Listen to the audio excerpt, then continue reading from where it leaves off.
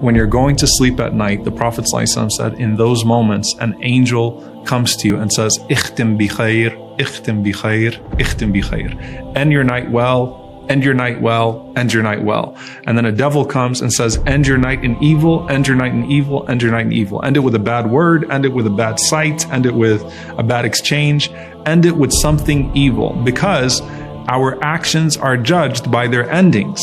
Okay, right? So this is your last moment of the night, and you're going into death, right? Because at night when you sleep, it's al-maut as-sughra. It is your minor death. You don't know if you're waking up the next morning. Your souls go back to Allah subhanahu wa ta'ala. So just as you live your life and it's those last moments that count so much, such is also the case when you're going to sleep. So the angel says, "Ikhtim bi khair."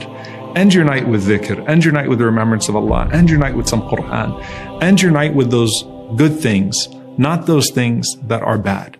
And there are so many different things that the Prophet ﷺ mentioned that we should do at night, and they do involve the angels. So one of them, the Prophet ﷺ said that when a person makes wudu, he said, purify your body so that Allah subhanahu wa ta'ala may purify you at night.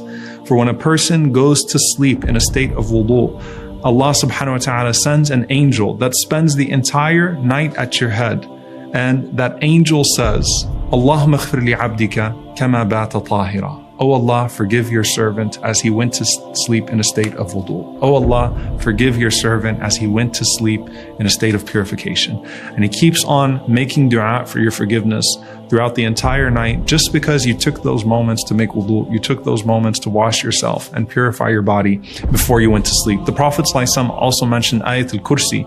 To recite Ayatul Kursi, the Prophet ﷺ said that it would stand guard for you, that Allah would send an angel that would stand guard for you and protect you from any shaitan that could come anywhere near you throughout the night. And so just by making wudu, just by reciting Ayatul Kursi, by reciting those things, you have an angel that stands guard for you.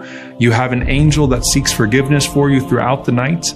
You end your night well. So if you die that night on dhikr, then you return to Allah subhanahu wa ta'ala in a state of remembrance, as opposed to in a state of whatever it is that you were doing before you went to sleep. And if you wake up in the morning, you wake up already oriented towards Allah subhanahu wa ta'ala, ready to cling back to those things that you went to sleep with, so that you can continue your direction and your pursuit of Him.